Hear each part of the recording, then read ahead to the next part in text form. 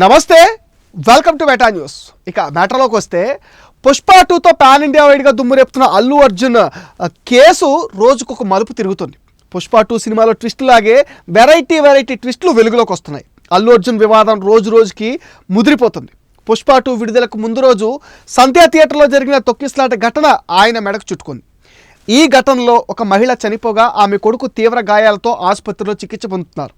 ఈ కేసులో A11గా అల్లు అర్జున్ అరెస్ట్ కూడా అయ్యాడు. నాటకీయ పరిణామాల మధ్య మధ్యంతర బెయిల్ పైన బయటకు వచ్చాడు అల్లు అర్జున్.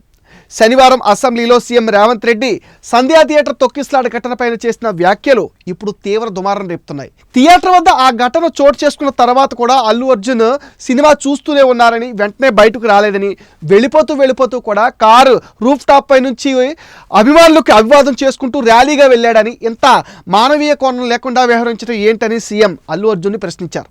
అండ్ తప్పు కూడా పట్టారు. అంతేకాకుండా జైలు నుంచి విడుదలైన తర్వాత చాలామంది సెలబ్రిటీలు బన్నీ ఇంటికి వెళ్ళి ఆయన పరామర్శించారు. చాలామంది ఫోన్లో కూడా ఆయనతో మాట్లాడారు. ఈ ఘటన మరింత రచ్చకు దారితీసింది. దీనిపైన సీఎం కూడా చాలా ఘాటుగా వ్యాఖ్యానం చేశారు. అల్లు అర్జున్కి కాలు ఇరిగిందా, చెయ్యి ఇరిగిందా? సెలబ్రిటీలంతా ఆయన ఇంటికి ఎందుకు వెళ్ళారు? హీరోని పరామర్శించేందుకు చూపిన చొరవ చనిపోయిన తల్లి, ఆసుపత్రిలో ఉన్న బాలుని పరామర్శించేందుకు ఎందుకు చూపించలేదంటూ సెటైర్లు పేల్చారు. మరోవైపు అక్బరుద్దీన్ ఓవైసీ మాట్లాడుతూ, ఓ మహిళ చనిపోయిందని పోలీసులు చెప్తే ఒకరు చనిపోయారా, అయితే మా సినిమా హిట్టే అని అల్లు అర్జున్ పోలీసులతో చెప్పినట్లుగా ఆయన ఆరోపించారు. ఈ వ్యవహారం మరింత అల్లు అర్జున్ ఇమేజ్ని డ్యామేజ్ చేసింది అంటున్నారు. ముఖ్యమంత్రి రేవంత్ రెడ్డి ప్రకటన తర్వాత అల్లు అర్జున్ ప్రెస్ మీట్ పెట్టడం వివాదానికి మరింత ఆద్యం పోస్తుందనే చెప్పాలి. తన క్యారెక్టర్ని అసాసిన్ చేస్తున్నాడని ఆవేదన వ్యక్తం చేశాడు అల్లు అర్జున్. తప్పుగా తీసుకెళ్తున్నారని, మిస్కమ్యూనికేషన్ జరుగుతుందని, తన క్యారెక్టర్ని చంపేస్తున్నారని తెలిపారు. తనకు పోలీసులే రూట్ క్లియర్ చేసి థియేటర్లోకి తీసుకెళ్లారని, అదే సమయంలో లేడీ చనిపోయినట్టుగా తనకు ఎవరూ చెప్పలేదని, క్రౌడ్ పెరిగింది వెళ్ళిపోవాలని తన టీం చెప్పిందని, చెప్పిన వెంటనే తాను వెళ్ళిపోయానని బన్నీ అంటున్నాడు. అయితే అల్లు అర్జున్ చెప్పిన దానికి వాస్తవంగా జరిగిన దానికి చాలా వ్యత్యాసం కనిపిస్తుంది. బన్నీ వెళ్ళిపోలేదని, 2 గంటల పాటు ఆయన థియేటర్లోనే ఉన్నాడని నెటిజన్లు, ట్రోలర్సు అంటున్నారు. ఈ మేరకు పుష్ప 2లో జాతర సీన్లు చూస్తున్న వీడియోలు వైరల్ చేస్తున్నారు.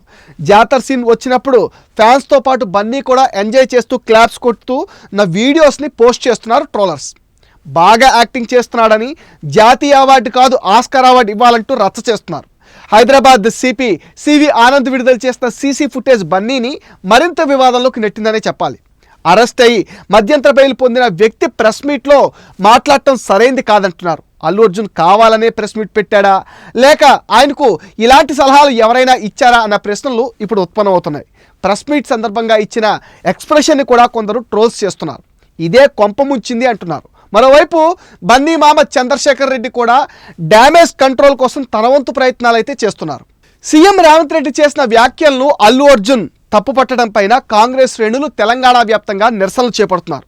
హైదరాబాద్లో కాంగ్రెస్ నేతలు అల్లు అర్జున్ దిష్టిబొమ్మను కూడా దహనం చేశారు.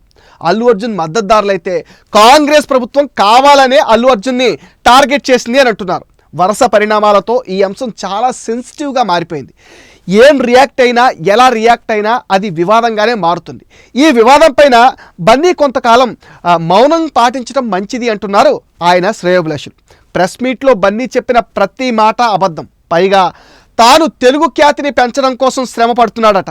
తండ్రి అల్లు అరవింద్ అయితే మరీ జోక్ చేశారు. తొక్కిసలాట విషయం తెలిసాక రోజు ఇంట్లో గార్డెన్లో ఒక మూల ఒంటరిగా కూర్చుని బన్నీ బాధపడిపోతున్నాడు అంటున్నారు.